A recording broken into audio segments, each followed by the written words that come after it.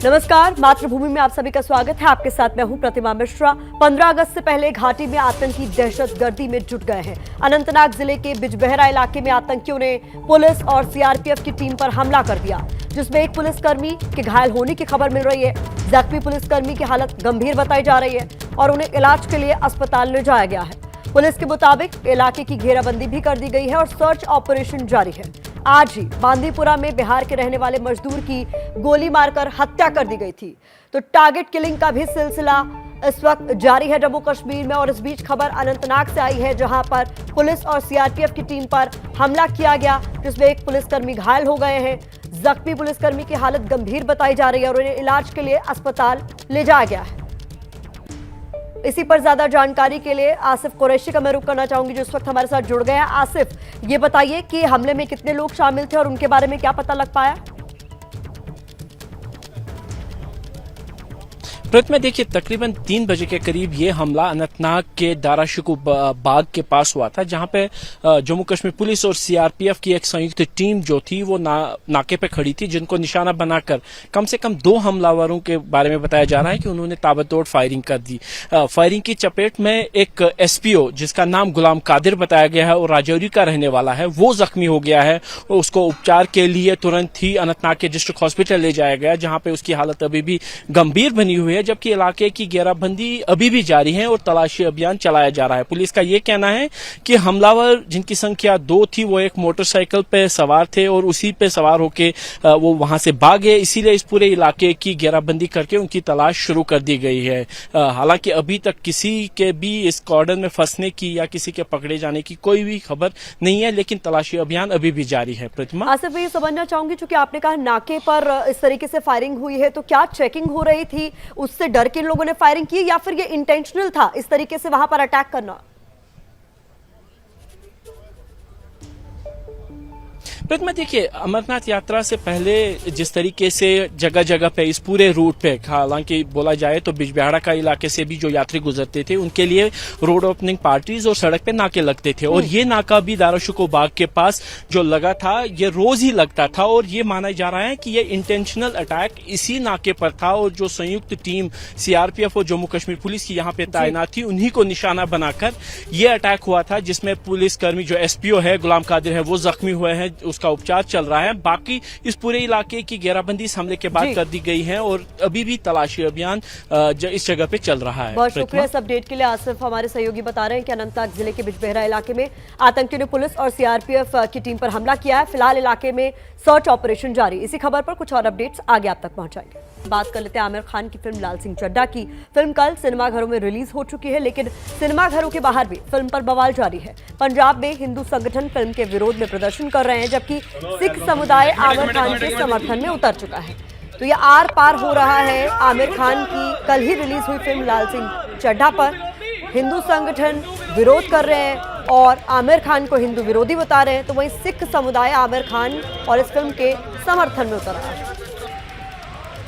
तो उत्तर प्रदेश में भी अलग अलग जगहों पर विरोध हुआ है आमिर खान की फिल्म लाल सिंह चड्ढा का। लखनऊ में विरोध प्रदर्शन हुआ है और तस्वीरें सामने आ रही है, जहां पर इस फिल्म पर अब आर पार शुरू हो गई है। लाल सिंह चड्ढा कल सिनेमाघरों में रिलीज हो चुकी है, लेकिन सिनेमाघरों के बाहर ही फिल्म पर बवाल हो रहा है, प्रदर्शन हो रहा है।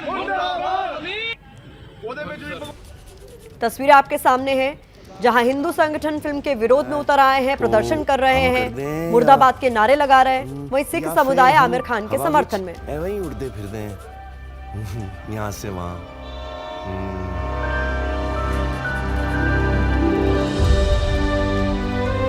तुम्हारे पैरों को क्या हुआ?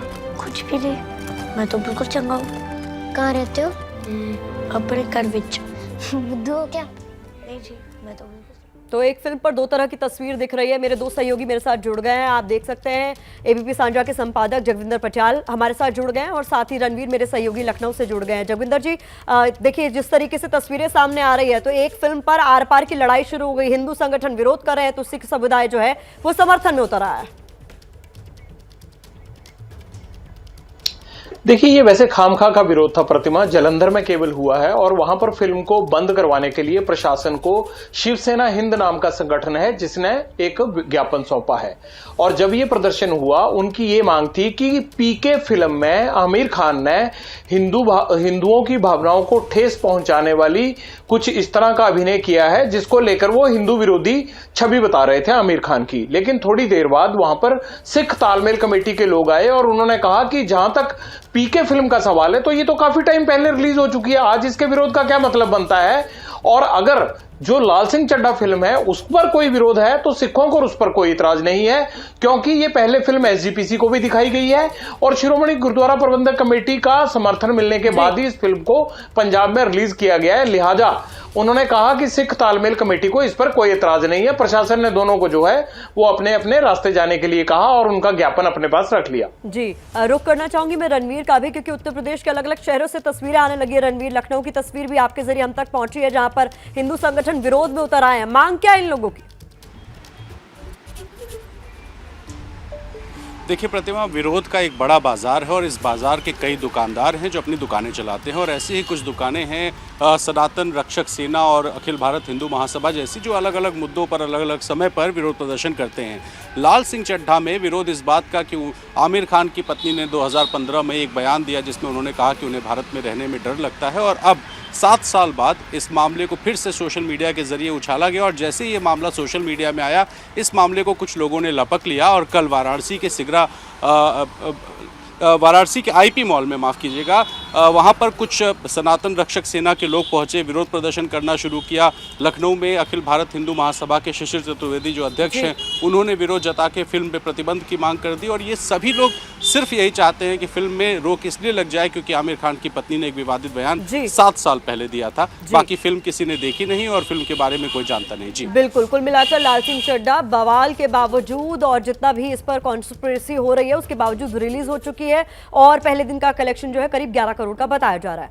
मातृभूमि देख रहे हैं आप। शिवसेना पर अधिकार के बीच एकनाथ शिंदे गुट ने मुंबई के दादर इलाके में शिंदे गुट ने अलग शिवसेना भवन का ऐलान किया। शिवसेना पर दावेदारी को लेकर मामला सुप्रीम कोर्ट और चुनाव आयोग में भी है। इस बीच पहले असली शिवसेना कौन, इसकी लड़ाई हम सभी ने देखी और अब खबर आ रही है कि एकनाथ शिंदे गुट ने मुंबई के ही दादर इलाके में अलग शिवसेना भवन का ऐलान कर दिया है।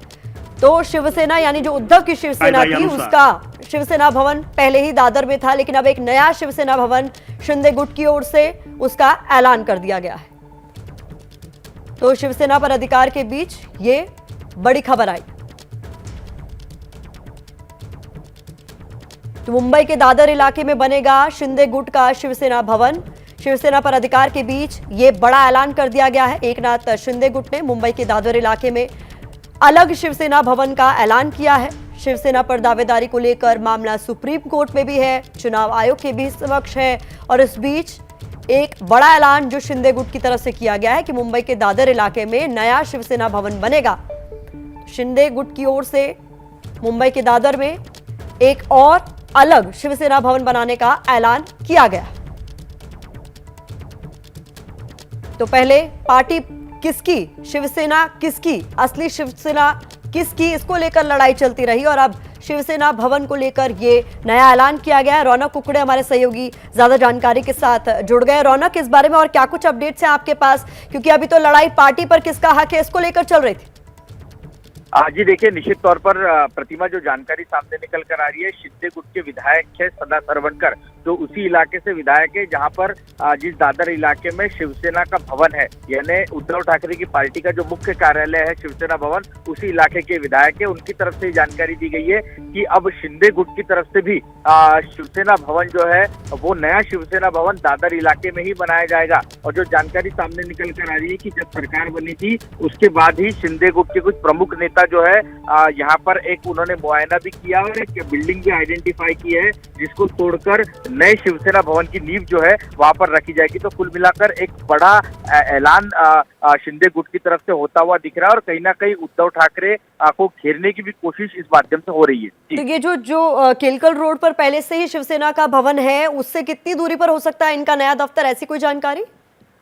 जी देखिए, जो जानकारी प्रतिमा बताई गई है, करीबन 500 से 600 मीटर की दूरी पर ही एक बिल्डिंग को आइडेंटिफाई किया गया है और वहीं पर ये नया शिवसेना भवन जो शिंदे गुट का होगा वो बनाने की कोशिश वहां पर की जाएगी। और जो जानकारी मिल रही है कि अगले 1 साल के दौरान ये नया जो कार्यालय है वो बना दिया जाए, इस तरह की आगे की रणनीति जो है वो देखने को मिल रही है। जी, बहुत शुक्रिया रौनक कुकड़े इस तमाम जानकारी के लिए। तो एक और शिवसेना भवन ज्यादा समय नहीं लगेगा, 1 साल के अंदर अंदर आपको देखने को मिल सकता है, जिसका ऐलान अब शिंदे गुट की तरफ से कर दिया गया है। दादर इलाके में ही दूसरा शिवसेना भवन बनेगा जो कि शिंदे गुट का होगा। बात बिहार की कर लेते हैं, जहां गठबंधन की सरकार लौटने के बाद नजर 2024 लोकसभा चुनाव पर टिक गई है। पॉलिटिकल पंडित नीतीश को एनडीए छोड़ने के फैसले को पीएम पद की दावेदारी के तौर पर भी देख रहे हैं।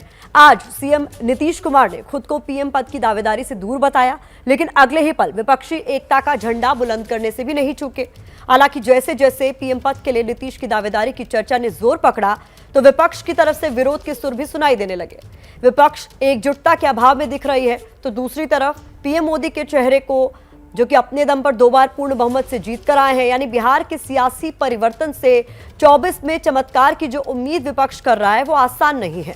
हालांकि सीएम नीतीश कुमार की कोशिशें जारी।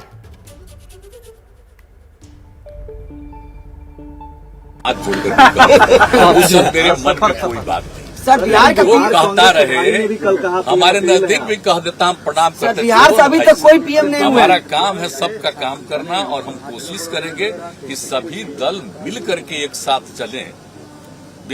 विपक्ष वाले तो बहुत अच्छा होगा, एक साथ मिल करके रहेंगे, तो लोगों की समस्याओं के लिए बात करेंगे और समाज में अच्छा वातावरण रहे, इसके लिए सब मिल करके बिहार के सपने को पूरा करेंगे, पीएम बनेंगे, सबकी इच्छा है। पहले ही बता दिया सर। एक सवाल इस तरफ सर, एक सवाल इस तरफ सबको एक करने का, तो उसमें पॉजिटिव काम कर रहे हैं।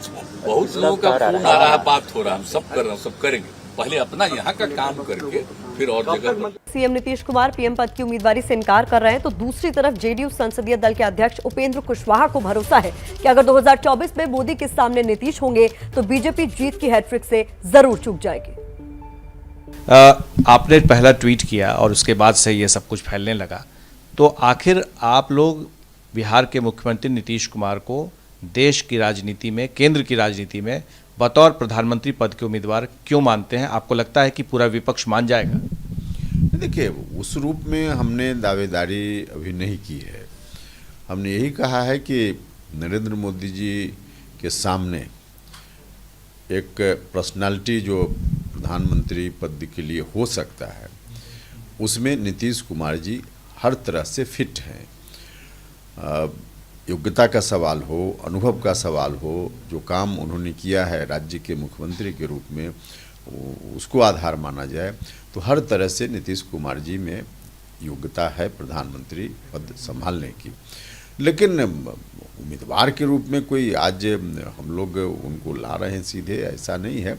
बाकी तो देश भर में और पार्टी है, जो सिचुएशन होगा उसके अकॉर्डिंग फिर हम लोग तय। पार्टियों में जैसे ममता बनर्जी हैं, उनकी तरफ से भी, उनकी पार्टी की तरफ से भी कहा जा रहा है कि वो भी उम्मीदवार हो सकती हैं।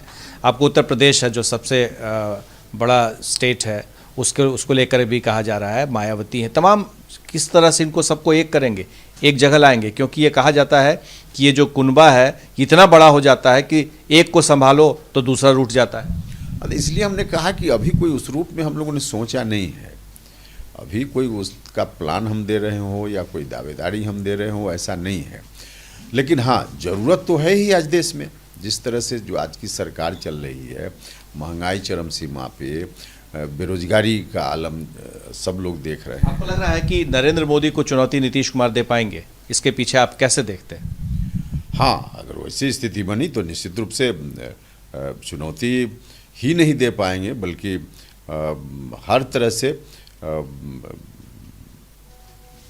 नरेंद्र मोदी को शिकस्त देने का काम नीतीश कुमार जी के नेतृत्व में हो सकता है।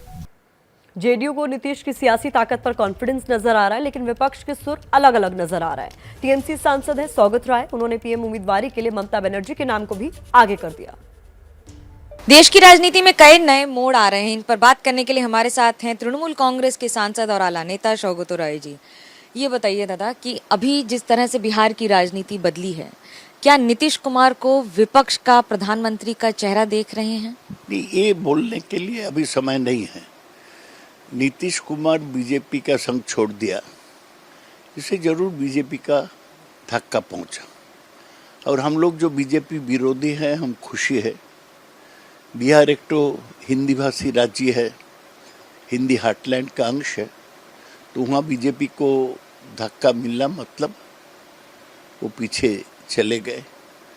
अब जानते हैं नीतीश कुमार छोड़ने के साथ साथ राज्यसभा में बीजेपी का हालत खराब हो गया है और अगले लोकसभा चुनाव में इसका असर जरूर पड़ेगा बिहार का लोकसभा सीट में। इस समय बिहार के उप मुख्यमंत्री तेजस्वी यादव ने कहा है कि विपक्ष के लिए ये 2 मिनट का काम है, सबको तैयार हो जाना चाहिए कि नीतीश कुमार ही विपक्ष का चेहरा हो बतौर प्रधानमंत्री 2024 में। ना, मैं तेजस्वी यादव को बोलने के ऊपर टिप्पणी नहीं करने चाहता हूँ। कौन प्रधानमंत्री का फेस होगा वो बोलने का समय अभी नहीं आया है। पहले जरूरी है कि विपक्ष के लोग, बीजेपी विरोधी लोग एक साथ हो जाए, फिर देखा जाएगा क्या होता। प्रधानमंत्री के पद पे जरूर ममता बनर्जी दावा कर सकती है। वो बहुत दिन से 12 साल से पश्चिम बंगाल का मुख्यमंत्री रह चुके हैं। सारा देश उनको जानते हैं क्योंकि वो केंद्र में 2 बार मंत्री रही है। लेकिन ये सब कोई चर्चा नहीं हुआ। बिहार में कांग्रेस महागठबंधन सरकार में शामिल है, लेकिन पीएम पद के लिए नीतीश कुमार पर भरोसा नहीं कर पा रही है। कांग्रेस के नेता संदीप दीक्षित ने पीएम पद के लिए कांग्रेस की दावेदारी को सबसे मजबूत बताया। आपको लगता है क्या नीतीश कुमार में वो काबिलियत है कि 2024 में प्रधानमंत्री का चेहरा हो? देखो, मैं उन पे व्यक्तिगत कोई टिप्पणी करने की बजाय ये कहता हूँ कि मेरे हिसाब से 2024 में विपक्ष का बलशाली और इफेक्टिव चेहरा क्या हो सकता है। एक तो देखिए, अभी एक बात साफ है कि जहाँ जहाँ बीजेपी के खिलाफ की पार्टियों ने एक अच्छी तरीके से गठबंधन किया है, ज़मीनी हकीकत को समझ के टिकटें दी हैं और उसमें जोड़ तोड़ किया है, वहाँ उनको सफलता मिली है। दूसरा, या तो वहाँ जहाँ कोई ऐसा ताकतवर चेहरा रहा है, चाहे स्थानीय हो चाहे राज्य सरकारों में हो, उसने भारतीय जनता पार्टी को, मोदी को, दोनों के आकर्षण को ध्वस्त किया है। ये दोनों कैरेक्टरिस्टिक्स क्या नीतीश जी में हैं वो तो उन्हें दिखाना पड़ेगा। क्योंकि देखिए, एक बात तो है, आप बन गए मुख्यमंत्री, लेकिन आप पर भरोसा, मैं तो ये सवाल पूछता हूँ, समझ लो 2014 में विपक्ष जीत जाता है, ठीक है, 2024 में समझ लीजिए जीत जाता है, समझ लीजिए प्रधानमंत्री बन जाते हैं। मेरे को क्या गारंटी है, समझ लो हमारे 300 लोग हैं और सामने 180 बीजेपी के, कि हमारे 140 तोड़ के ये 180 से मिलकर सरकार बना लें। किया ना इन्होंने पहले। तो आदमी का ये ठीक है कि आदमी कई बार जो करता है वो दोबारा नहीं करता, लेकिन उसका भरोसा कहाँ से आएगा? उसका भरोसा तब आएगा जब इनमें सही में क्षमता हो तमाम पार्टियों को मिलजुल के एक करने की। अभी मुझे लगता है कि अगर आप व्यक्तियों को छोड़ दें, क्योंकि व्यक्ति तो ये काम कोई भी कर सकता है, अगर कोई एक पार्टी है जिसका 3 या 4 या 5 राज्यों से ज़्यादा में असर है और सही में प्रभावी असर है, तो वो कांग्रेस है। हाँ, अब चेहरा कांग्रेस से आए किसी और से, ये मैं नहीं कह सकता, लेकिन अभी बहुत जल्दी है इस बात को कहना। और मैं अपनी बात इस बात से ख़त्म करूंगा कि जो तमाम पार्टियों को जोड़ पाएगा, इसका मतलब है और पार्टियों का उनमें भरोसा है, और ये भी भरोसा है कि इस आदमी का अगर हम नाम आगे करेंगे तो अगर हमको 10 सीटें जीत रहे हैं तो हम 15 जीतेंगे, जहाँ 15 जीत रहे हैं वहाँ 30 जीतेंगे। तो फिर उस आदमी को किसी अगर ऐसा बड़ा कोई अलायंस होता है तो उसके पहले एज अ पीएम अनाउंस किया जाएगा। नहीं तो मुझे नहीं लगता है कि कोई अनाउंस्ड पीएम के अंडर हम लोग चुनाव लड़ेंगे। तो इस पूरे मसले पर कांग्रेस में अंतर्विरोध नजर आ रहा है। संदीप दीक्षित के उलट कांग्रेस नेता संजय निरुपम ने नीतीश की उम्मीदवारी का समर्थन किया। बिहार के मुख्यमंत्री नीतीश कुमार ने पाला बदलने के बाद राजनीतिक गलियारों में इस बात की चर्चा है कि 2024 के आम चुनाव में विपक्ष की ओर से वो साझा उम्मीदवार प्रधानमंत्री पद के लिए हो सकते हैं। बात करने के लिए हमारे साथ कांग्रेस के वरिष्ठ नेता संजय निरुपम हैं। निरुपम साहब, क्या आप भी ये मानते हैं कि एक साझा उम्मीदवार नीतीश कुमार हो सकते हैं, एक ऐसे व्यक्ति जिन पर भरोसा किया जा सकता है क्या, कभी यहाँ कभी वहाँ? देखिए, उसमें 2-3 बातें महत्वपूर्ण हैं। सबसे पहली जरूरत यह है कि विपक्षी पार्टियों के बीच भारतीय जनता पार्टी के खिलाफ एक एकता तैयार हो। तो नीतीश कुमार जी ने जो बिहार में सत्ता पलट किया, उससे एकता की उम्मीद बहुत जगी है। यह अपने आप में एक सुखद अनुभव है। तो एक बार विपक्षी एकता बन गई, उसके बाद सब मिलकर लड़ें, सब मिलकर लड़ेंगे। और उसके बाद अगर भारतीय जनता पार्टी को हम रोक पाए तो निश्चित तौर पर यह देखा जाएगा कि किस पार्टी के पास ज्यादा सांसद है। कांग्रेस पार्टी के पास कितने सांसद होंगे मैं इसका अभी तक प्रेडिक्शन नहीं कर रहा हूं और कर भी नहीं सकता, लेकिन निश्चित तौर पर कांग्रेस पार्टी सबसे बड़ी पार्टी होगी और कांग्रेस पार्टी में हम सबके प्रधानमंत्री पद के जो उम्मीदवार हैं वो श्री राहुल गांधी जी हैं, ऐसा हमारा साफ साफ मानना। क्या कांग्रेस पार्टी चाहेगी कि कांग्रेस के अलावा कोई अगर दूसरा चेहरा जिस पर सहमति बनती है बाकी लोगों की, तो क्या कांग्रेस उसे समर्थन करने के लिए तैयार है? मेरा सवाल नीतीश कुमार और ममता बनर्जी को लेकर स्पेसिफिक। देखिए, कांग्रेस ने इससे पहले भी जो अपोजिशन वाले या सोशलिस्ट माइंडेड नेताओं की जब सरकार बनी तो बाहर से रह के समर्थन देने का काम किया है। अगर ऐसी नौबत आई तो हो सकता है बाहर से रह के कांग्रेस समर्थन देने की एक भूमिका निभाए, लेकिन मैं आज इस बारे में कुछ नहीं कह सकता कि कांग्रेस पार्टी सरकार में शामिल होकर किसी और को प्रधानमंत्री बनाना चाहेगी या बनाने की इच्छा रखेगी। मैं इस बारे में कुछ नहीं कह सकता। हाँ, इतना मुझे मालूम है और इतना पार्टी के अंदर का एक फैसला मैं जानता हूं कि हमारे प्रधानमंत्री पद के उम्मीदवार जो हैं वो राहुल गांधी हैं।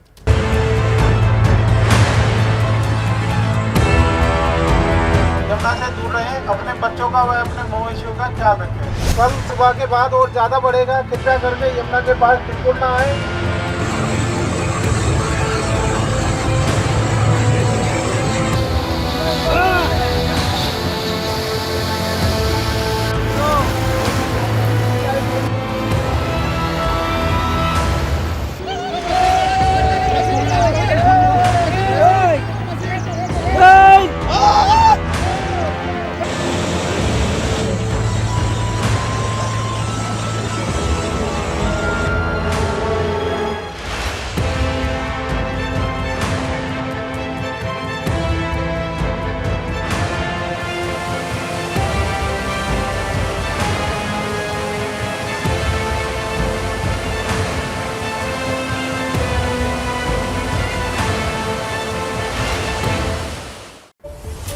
मध्य प्रदेश के धार जिले में कारम नदी पर बन रहे कोठीदा डैम में रिसाव के चलते डैम का एक हिस्सा गिर गया। ये डैम 100 करोड़ की लागत से तैयार किया जा रहा था। प्रशासन ने एहतियात के तौर पर नदी के आसपास के छोटे बड़े 15 गांव खाली करवा दिए हैं। पुलिस और जिला प्रशासन की टीम पूरी तरह से मुस्तैद है। एनडीआरएफ की टीम को भी मुस्तैद कर दिया गया है। तो ये तस्वीरें आप देख रहे हैं उसी डैम की जिसका एक बड़ा हिस्सा भरभरा कर गिर गया और आसपास कैसे लोगों में पैनिक की स्थिति बन गई। ये जो शोर आपको सुनाई दे रहा है, डैम का एक बड़ा हिस्सा भरभरा कर गिर गया। जो डैम है इसे तैयार किया जा रहा था 100 करोड़ की लागत से। सभी लोग घरों से बाहर निकल आए कृपया करके, घरों के अंदर कोई नहीं रहे। डैम से पानी निकलने वाला है, आप लोग तत्काल घरों से बाहर निकलें। सभी लोग बाहर आ जाएं। बनने वाली इसलिए अपने परिवार और बच्चों को बचा के किसी ऊंचे स्थान पर चले जाए तुरंत मकान की चिंता न करें, ताला वाला मार के और सामान की भी चिंता न करें। अपने आप को बचाए, पहले बच्चों को बचाए, परिवार को बचाए। तो आप सुन रहे हैं किस तरीके से पुलिस प्रशासन जो है वो अलग अलग इलाकों में जाकर लोगों से इस बात की अपील कर रहा है कि वो सुरक्षित जगहों पर चले जाएं। खासतौर पर अगर बच्चे हैं घरों में तो आप जल्द से जल्द इस जगह को खाली कर दें, क्योंकि जिस तरीके से डैम में रिसाव हो रहा था फिर एकाएक उसका एक बड़ा हिस्सा भरभरा कर गिर गया। ऐसे में डर का, खौफ का माहौल है। ज्यादा जानकारी के लिए मैं रुख करना चाहूंगी अपने सहयोगी ब्रजेश राजपूत का, जो कि हमारे साथ मौजूद है। ब्रजेश, अभी किस तरीके के हालात हैं? देखिए, अभी तो स्थिति नियंत्रण में है। अच्छी खबर यह है कि जो वहाँ पे जो डैम था उसका रिसाव रोकने की व्यवस्था की जा रही है, उस जगह पे मिट्टी डाली जा रही है।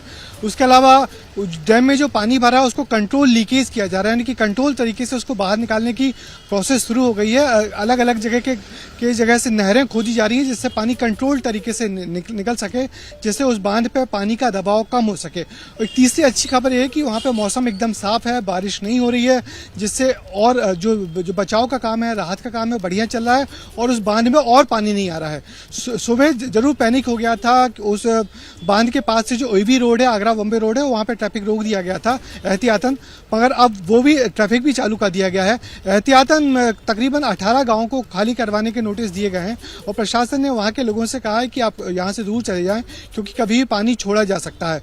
तो प्रशासन की पूरी कोशिश है कि ये जो बांध में जो पानी का दबाव बना हुआ है वो धीरे धीरे कम करके इसको कंट्रोल किया जाए। तो दोनों काम एक साथ हो रहे हैं। जो जो रिसाव वाली जगह है वहाँ पे मिट्टी डाली जा रही है और जो पानी आसपास की जो जगह है बांध में उससे पानी निकाला जा रहा है। और सबसे बड़ी बात यह है कि इस पहली बारिश थी, बांध अभी निर्माणाधीन है, पूरा नहीं बना है, मगर पहली बारिश में ही इस बांध ने अपनी कमजोरी दिखा दी और कल दोपहर से लीकेज होना शुरू हुआ था, रात तक थोड़ा बढ़ गया था और सुबह थोड़ा सा उसका हिस्सा मिट्टी का गिर गया था, जिससे पैनिक स्थिति हो गई थी। और वहाँ पे तकरीबन तीनों जिलों के एसपी, कलेक्टर्स और इंदौर संभाग के कमिश्नर डेरा डाल के बैठे हैं और किसी परिस्थिति से निपटने के लिए तमाम चीजें देख रहे हैं। साथ ही साथ मध्य प्रदेश के 2 मंत्री भी वहां पहुंच गए हैं, जिसमें जल संसाधन विभाग के मंत्री तुलसी सिलावट भी हैं और राज्यवर्धन सिंह भी हैं। वो वहां पूरा बचाव वाला काम देख रहे हैं कि किसी तरीके से इस अनिष्ट को टाला जा सके। तो प्रशासनिक अधिकारियों का दावा है कि स्थिति हम धीरे धीरे नियंत्रण में कर रहे हैं और चिंता की कोई बड़ी बात नहीं है। तो खतरे के आसपास वाले आप जिस तरीके से बता रहे हैं 18 गांव लगभग है जिनको अलर्ट पर रखा गया और उन्हें बोला गया कि आप जल्दी से जल्दी सुरक्षित जगहों पर चले जाएं, उसमें किसी तरीके की दिक्कत तो नहीं आ रही है ब्रजेश? आराम से ये सब हो पा रहा है? नहीं, देखिए आराम से तो नहीं हो रहा। कोई भी व्यक्ति अपना गांव छोड़ने को तैयार नहीं है, क्योंकि जो गांव में घर के साथ साथ इतना सारा उनका तामझाम होता है, सब पूरी गृहस्थी होती है, तो लोगों से कहा जा रहा है कि अभी अपने परिवार को साथ लेके चले जाइए। हो सकता है कुछ बार आपको वापस आना पड़े। पुलिस सख्ती भी कर रही है, मगर लोगों को समझाइश भी दी जा रही है कि चूंकि पहले जान माल की रक्षा करिए, उसके बाद कुछ होगा तो देखा जाएगा। तो कोशिश की जा रही है कि गांव धीरे धीरे खाली किए जाएं। तो धार जिले के 12 गांव हैं और जो खरगोन जिले हैं उसके 6 गांव हैं। कुल 18 जिले के गांव को खाली किया जा रहा है। ये सारे वो गांव हैं जो बांध का जब पानी इनके अनिष्ट छोड़ा जाएगा तो उनके रास्तों में आएंगे। इसलिए कोशिश की जा रही है कि इन गाँव को भी खाली किया जाए, मगर फिर भी प्रशासनिक अधिकारी कह रहे हैं कि स्थिति धीरे धीरे नियंत्रण में आ रही है। बहुत शुक्रिया तमाम अपडेट्स के लिए ब्रजेश राजपूत आपका। धार में डैम रिसाव होने पर मध्य प्रदेश सरकार के मंत्री विश्वास सारंग का कहना है कि हालात नियंत्रण में है और घबराने की जरूरत नहीं है। बात करने के लिए हमारे साथ मध्य प्रदेश के कैबिनेट मंत्री विश्वास सारंग जी हैं, जिन्होंने अभी उस पूरे मामले में जानकारी भी ली है। विश्वास जी, हम जानना चाहते हैं कि वो धार का जो बांध वाला मामला है, धार के धर्मपुरी इलाके का एक निर्माणाधीन डैम है जिसकी कैपेसिटी लगभग 43.8 MCM है। अभी उसमें 15 MCM ही पानी है। राइट साइड में ऐसी खबर है कि उसमें कुछ लीकेज है, कुछ स्लिप हुआ है और तत्काल ये सुनिश्चित किया गया है कि उसमें क्षति ना हो। उसको 2 स्तर पर पूरी मुस्तैदी के साथ काम किया जा रहा है। एक तो वो 15 गांव जिसमें ऐसा अनुमान है कि यदि कहीं क्षति होती है, क्षतिग्रस्त होता है डैम, तो उन गांव में स्थितियां बिगड़ सकती हैं, तो वहां पर सभी लोगों को सुरक्षित रखने के इंतजाम किए गए हैं। और जो मैंने बताया 15 MCM जो पानी है उसको खाली कराने के भी इंतजाम किए गए हैं। साइड से ट्रंच बनाकर उस पानी को भी खाली करने के लिए निर्देश दिया। काम शुरू हो गया। NDRF और SDRF की टीम वहां पर पूरी तरह से मुस्तैदी के साथ लगी है। प्रशासन पूरा मुस्तैद है। पहली प्राथमिकता यही है कि किसी भी तरह डैम में और क्षति ना हो, पर उसके साथ साथ यदि ऐसी स्थिति बनती है तो उसके लिए हमें क्या क्या इंतजाम करने हैं उसकी पूरी व्यवस्था की गई है। यानी कि डैम टूटने का खतरा अभी है या ये कहना अभी मेरा स्तर पर उचित नहीं होगा। ये कोशिश की जा रही है कि सभी स्थितियां चुस्त दुरुस्त रहें, ठीक रहें। हरियाणा में यमुनानगर के हथनीकुंड बैराज से 1,87,500 क्यूसेक पानी छोड़ा गया है, जो अगले कुछ ही घंटों में दिल्ली पहुंच जाएगा। इस बीच दिल्ली में यमुना का जलस्तर बढ़ने लगा है। यमुना खतरे के निशान को पार कर गई है। दिल्ली में यमुना का जलस्तर 205.388 मीटर तक पहुंच चुका है। दिल्ली में यमुना में खतरे का निशान 205.33 मीटर है। तो जिस तरीके से हथनीकुंड बैराज से लगातार पानी छोड़ा जा रहा है, दिल्ली पर खतरा लगातार गहराता हुआ। अनुमान इस बात का लगाया गया था कि 72 घंटे के अंदर दिल्ली में यह पानी दाखिल हो जाएगा और फिलहाल खतरे के निशान से कुछ ही मीटर पानी बचा है। खतरे के निशान को आपको बता दें कि 205.33 मापा जाता है यमुना में और फिलहाल जलस्तर बढ़ रहा है। यमुना में खतरे के निशान को पार कर गई है। दिल्ली में यमुना का जलस्तर फिलहाल 205.88 मीटर। इसी पर ज्यादा जानकारी के लिए मैं रुक करना चाहूंगी अपने सहयोगी दीपक रावत का। दीपक, क्या तैयारियां हैं दिल्ली में इस स्थिति से निपटने के लिए, क्योंकि कहा जा रहा है अगले 72 घंटे दिल्ली पर भारी? जी, साफ तौर पर प्रशासन अलर्ट मोड पर है। लगातार जो लो लाइन एरियाज हैं, जो यमुना के आसपास के इलाके हैं जहां पर कुछ लोग अभी रहते हैं, उनको हटाने का काम किया जा रहा है। कल से ही हमने देखा कि वहां पर जाकर जो प्रशासनिक अधिकारी हैं उनको सचेत कर रहे थे, उनके कह रहे थे कि वो जल्द से जल्द ऊपर की जगहों पर चले जाए। उनके लिए टेंट लगाने की व्यवस्था भी लगातार की जा रही थी, उनको वहां पर शिफ्ट करने की कोशिश की जा रही थी। लेकिन अब जिस तरीके से खतरे के निशान पर यमुना का जलस्तर पहुंच गया है, तो अब जो पहले से ज्यादा तेजी से लोगों को वहां से इवैक्यूएट करना पड़ेगा, क्योंकि अब लगातार पानी हथनीकुंड बैराज से छोड़ा जा रहा है। करीबन 2 लाख क्यूसेक पानी आज सुबह के वक्त छोड़ा गया है। तो लगातार जब ये पानी दिल्ली में पहुंचेगा तो स्थिति बिगड़ सकती है। इसलिए प्रशासन की कोशिश है कि जल्द से जल्द यमुना के किनारे जो लोग रह रहे हैं उनको वहां से हटाकर किसी दूसरी सुरक्षित जगह पर ले जाए। बहुत शुक्रिया इस अपडेट के लिए। दीपक रावत हमारे सहयोगी बता रहे हैं कि अगले 72 घंटे बेहद महत्वपूर्ण है दिल्ली के लिए, क्योंकि यमुना जो है वो खतरे के निशान के पार पहुंच चुकी है। 72 घंटे के अंदर अंदर हथनीकुंड बैराज से छोड़ा गया पानी दिल्ली में इस तरीके से पहुंचेगा कि जो लो लाइंग एरिया है दिल्ली के वो प्रभावित हो सकते हैं। ऐसे में इन इलाकों को अलर्ट पर रखा गया है। महाराष्ट्र के जालना में इनकम टैक्स विभाग 58 करोड़ कैश और 32 किलो सोना जब्त कर चुका है। इनकम टैक्स सूत्रों के मुताबिक कल 30 लॉकर की जांच कर चुकी है वो टीम, और अब करीब 30 और लॉकरों की जांच की जा रही है। बताया जा रहा है कि इन लॉकरों से भी करोड़ों रुपए कैश बरामद हो सकते हैं। तो कल 30 लॉकरों की जांच की गई थी, करोड़ों कैश बरामद हुए थे, कई दस्तावेज बरामद हुए थे, और अब यह बताया जा रहा है कि 30 और लॉकर हैं जिनकी जांच की जा रही है। इन लॉकरों से भी करोड़ों रुपए कैश बरामद हो सकते हैं। इनकम टैक्स की टीम जिसने बेहद फिल्मी अंदाज में इस पूरी रेड को अंजाम दिया, वो अभी भी 30 और लॉकरों को तलाशने का काम कर रही है, और माना जा रहा है कि कुछ और कैश बरामद हो सकता है। रुक करना चाहूंगी अपने सहयोगी सूरज ओझा का। सूरज, इस बारे में और क्या कुछ जानकारी है? जो 30 और लॉकर हैं, क्या उन्हीं लोगों से संबंधित है जिनके लॉकर से पहले इतनी भारी तादाद में कैश बरामद किया गया?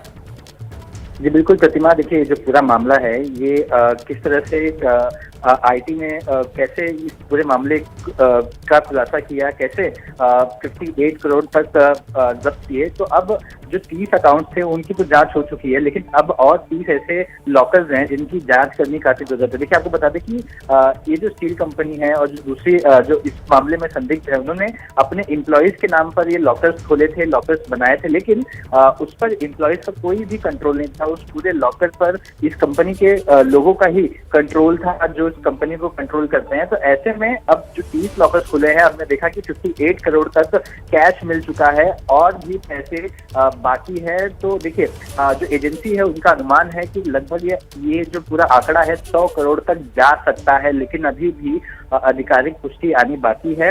30 जो लॉकर्स हैं उसको स्कैन किया जाएगा, उसमें देखा जाएगा कि क्या उसमें पैसों के अलावा क्या डॉक्यूमेंट्स भी हैं, कोई ज्वेलरीज भी छुपा कर रखी गई है। तो तमाम चीजें हैं कि कैसे ये पूरा घोटाला किया गया, कैसे जीएसटी चुरा कर टीएमटी को बेचा गया, कैसे एक राज्य से दूसरे राज्य में भेजा गया। तो तमाम चीजें हैं जिस पर आईटी की नजर है। आईटी इस पूरे चीजों को इन्वेस्टिगेट करे। देखिए ये पोस्ट सर्च ऑपरेशन अब आईटी का चल रहा है।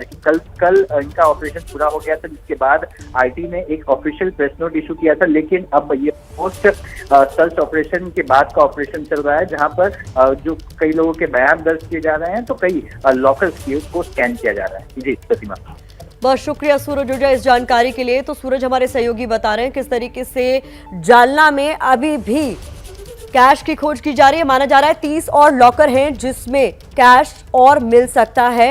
ये इस वक्त की बड़ी खबर है। और इस वक्त एक बड़ी खबर आ रही है, बिहार में जिस तरीके से सियासत हर वक्त बदल रही है। सीताराम येचुरी तेजस्वी यादव से मिले हैं, ये इस वक्त की बड़ी खबर है। सीताराम येचुरी तेजस्वी यादव से मिलने के लिए पहुंचे हैं। तेजस्वी यादव दिल्ली पहुंचे हुए हैं, उनके आज सोनिया गांधी से भी मुलाकात होनी थी, और इस बीच सीताराम येचुरी की उनसे मुलाकात करने की खबर है। बिहार में कैबिनेट को लेकर बातचीत का अनुमान जाहिर किया जा रहा है कि हो सकता है बातचीत करें, क्योंकि बिहार में जो महागठबंधन है उसमें लेफ्ट की पार्टियां भी शामिल हैं। ऐसे में इस बैठक को, इस मुलाकात को बेहद महत्वपूर्ण माना जा रहा है। आज की तारीख है 12 अगस्त। आज से ठीक 75 साल पहले भारत और पाकिस्तान 200 साल की गुलामी के बाद आजादी की तारीख तय हुई थी 15 अगस्त की। इसी के मद्देनजर एबीपी न्यूज आज से शुरू कर रहा है 75 घंटों की नॉनस्टॉप कवरेज। भारत की गुलामी के आखिरी 75 घंटों में क्या क्या हुआ, किस तरह 75 साल पहले हर घंटे बदलती गई इतिहास की तस्वीर, 1947 में इस समय क्या हुआ था। आइए लेकर चलते आपको आजादी ब्रेकिंग वॉल पर। अगस्त 1947 की ब्रेकिंग न्यूज हम आपको दे रहे हैं। तब इस वक्त क्या हुआ होगा? देश की आजादी से जुड़ी तब बड़ी खबर आई थी। भारत पाकिस्तान के बीच सीमा रेखा खींचने के काम में जुटे सर रेडक्लिफ ने अपना काम पूरा करने का ऐलान कर दिया था। सर रेडक्लिफ ने मानचित्र के फाइनल वर्जन को 17 अगस्त को जारी किया था। भारत पाकिस्तान विभाजन को लेकर तब तमाम पेचीदगियां सुलझा ली गई थीं। सर रेडक्लिफ की ओर से यह ऐलान तब कर दिया गया था। यह पूरी जानकारी तब दे दी गई थी। आजादी ब्रेकिंग में इस वक्त इतना ही। बहुत जल्द फिर लेकर मौजूद होंगे 1947 आजादी के नए अपडेट और ब्रेकिंग न्यूज। और हम आपको बता दें कि 15 अगस्त तक हम आपको हर घंटे आजादी की असली खबरें इसी तरीके से दिखाते रहेंगे। मातृभूमि में मेरे साथ फिलहाल इतना ही। क्या मजबूरी है मेरी, बताइए। मैं अभी आपको बताती हूँ कि मैंने ओए होए होए होए नमकीन के चटकारे लेते हुए टकटकी मार के डिबेट शो को पॉज रिपीट कर करके देख रहे हैं जोगिंदर जी। इनकी तरह आप भी देखें अपनी फेवरेट डिबेट्स को रिपीट कर और डाउनलोड कीजिए एबीपी लाइव ऐप अपने स्मार्ट टीवी पर।